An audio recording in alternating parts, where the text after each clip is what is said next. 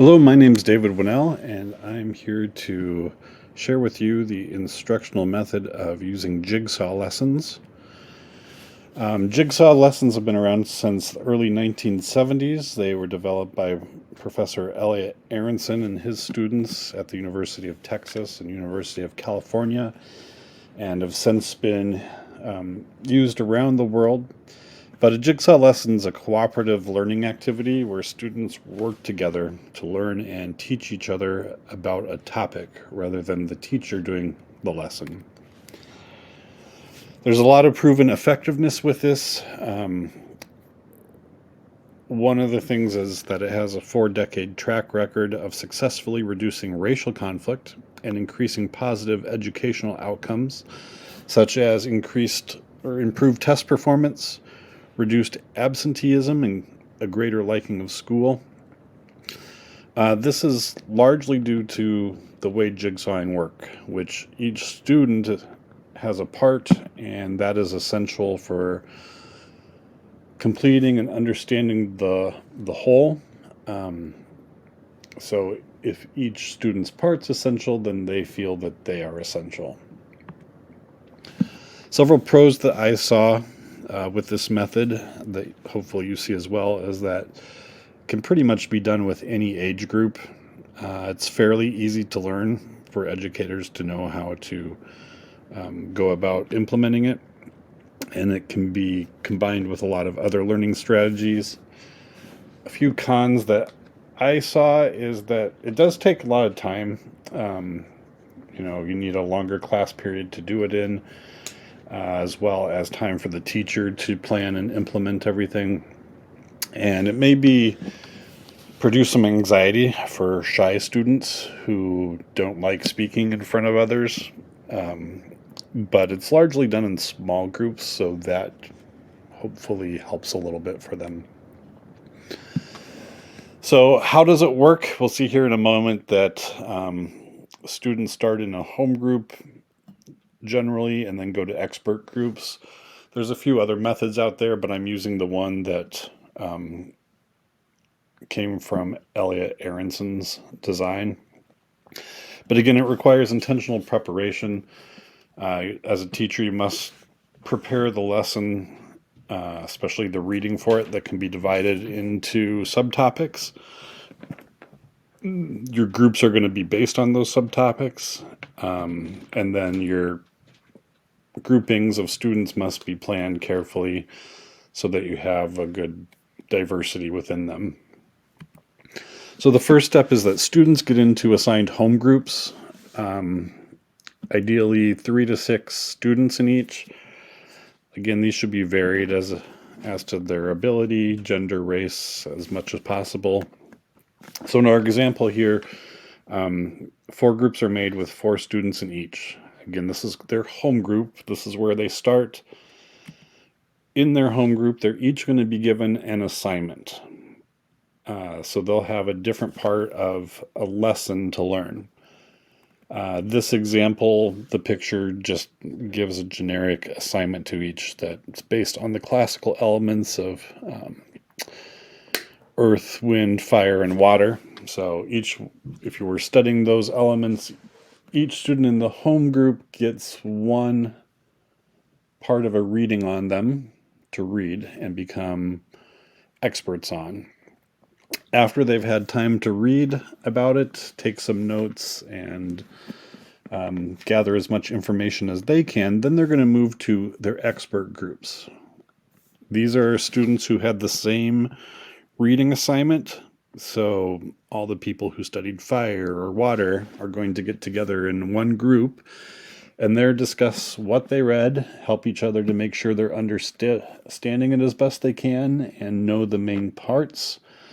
And in as much as they can in a short time, become experts in their subtopic.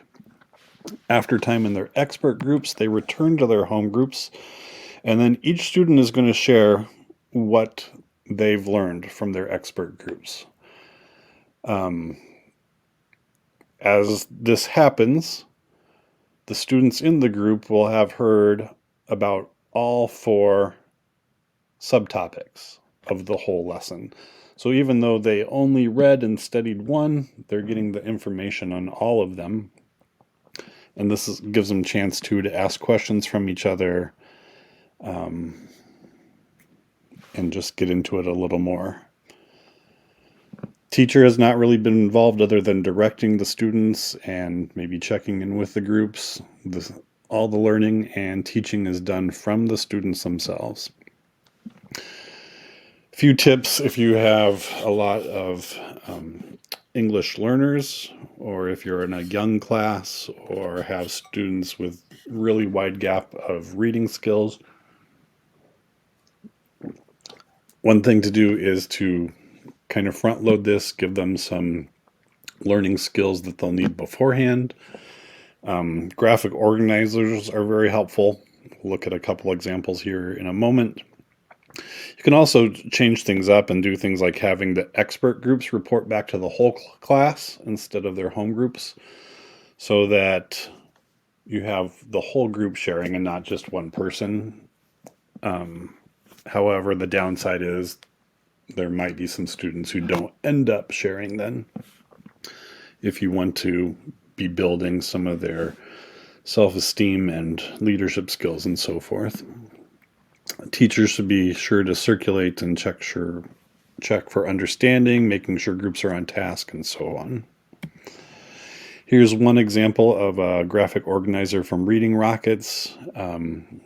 Gives the student space to fill in the topic, the reading assignments in their home group. Then this next part, they're going to fill in as they read about their own subtopic, have the main ideas and supporting details, important terms and definitions, any personal connections or responses they have. Then on the backside or second page, as they go to their expert group, they'll take further notes from the other experts in the same subtopic that they might have missed in their reading. And then when they go back to their home groups, they've got space to fill in what they're learning from the others in the other subtopics of the lesson. One other graphic organizer example here.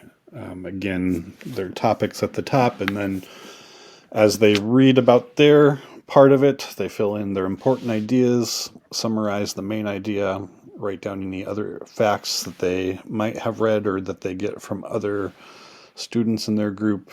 And then down below is space for them to fill in information when they return to their home groups as other partners in their group share.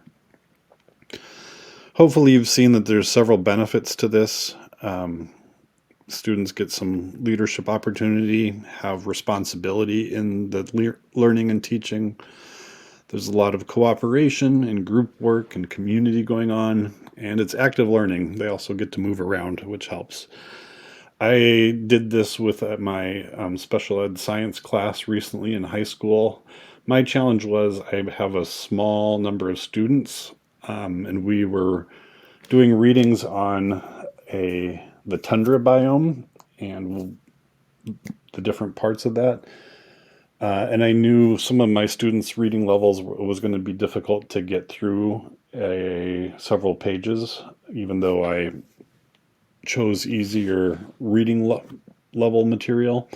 So I had them break into partners and find out as much as they could on the section I assigned them.